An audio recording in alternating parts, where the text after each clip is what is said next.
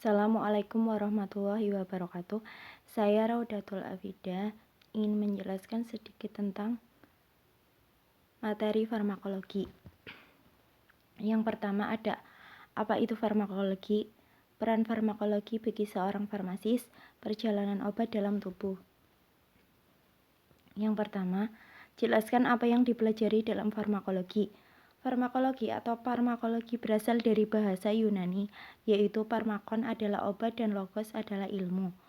Obat adalah setiap zat kimia yang dapat mempengaruhi proses hidup pada tingkat molekular. Farmakologi sendiri dapat didefinisikan sebagai ilmu pengetahuan yang mempelajari interaksi obat dengan konstituen atau unsur pokok tubuh atau untuk menghasilkan efek terapi.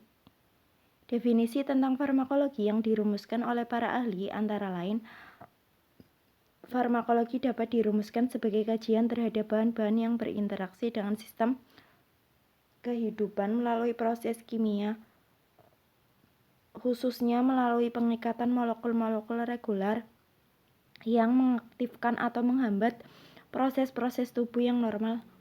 Ilmu yang mempelajari mengenai obat mencakup sejarah, sumber, sifat kimia dan fisik, komponen efek fisiologi dan biokimia, mekanisme kerja, absorpsi, distribusi, biotransformasi, ekstrasi, dan penggunaan obat.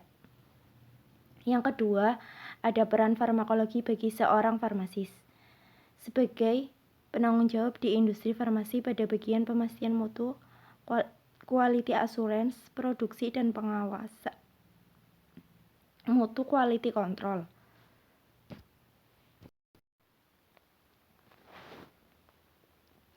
Selanjutnya, sebagai penanggung jawab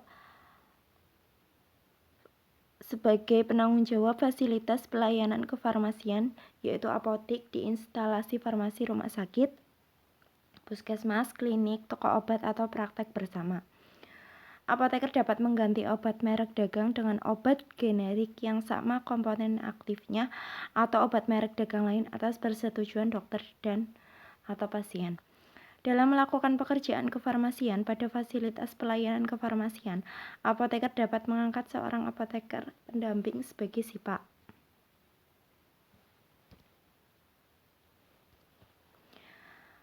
Selanjutnya yaitu jelaskan perjalanan obat dalam tubuh. Fase farmaseutika adalah fase yang meliputi penggunaan obat melalui mulut sampai pelepasan zat aktifnya di mana obat siap diabsorpsi. Yang kedua ada fase farmakokinetik. Adalah fase ini meliputi waktu selama obat diangkat ke organ yang ditentukan. Setelah obat dilepas dari bentuk sediaan obat, harus diabsorpsi ke dalam darah yang akan segera didistribusikan melalui tiap-tiap jaringan dalam tubuh. Dalam darah, obat dapat mengikat protein darah dan mengalami metabolisme terutama dalam melintasi hati. Meskipun obat akan didistribusikan melalui badan, tetapi hanya sediaan yang tersedia untuk diikat pada struktur yang telah ditentukan. Yang terakhir ada fase farmakodinamik. Bila obat telah berinteraksi dengan sisi reseptor, biasanya protein membran akan menimbulkan respon biologi. Tujuannya, pokok dari fase ini adalah optimasi dari efek biologi.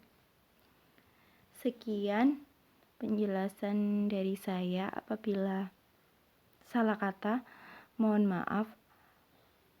Wassalamualaikum warahmatullahi wabarakatuh.